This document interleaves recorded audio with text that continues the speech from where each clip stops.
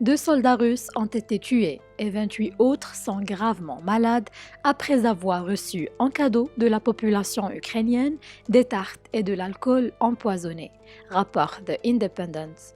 Au total, 500 personnes sont actuellement malades à cause de ces aliments empoisonnés.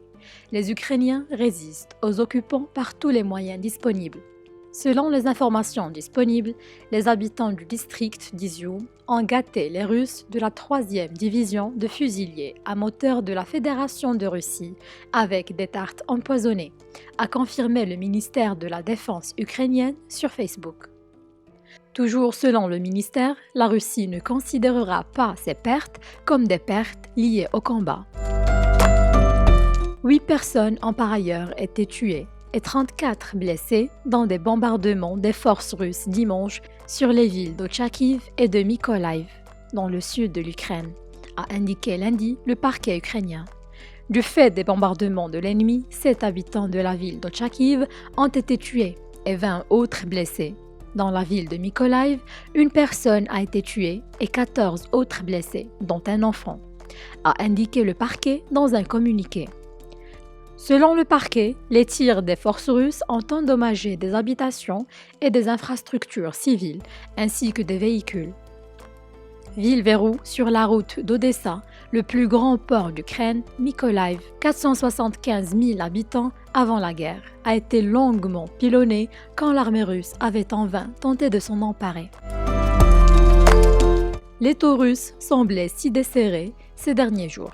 Le port d'Ochakiv, 15 000 habitants au bord de la mer Noire, était, lui, l'une des premières cibles de l'invasion russe le 24 février 2022.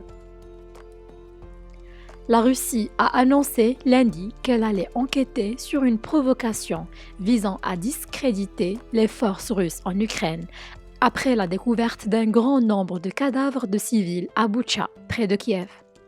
Le président ukrainien Volodymyr Zelensky a accusé dimanche la Russie de commettre un génocide en Ukraine, au lendemain de cette découverte.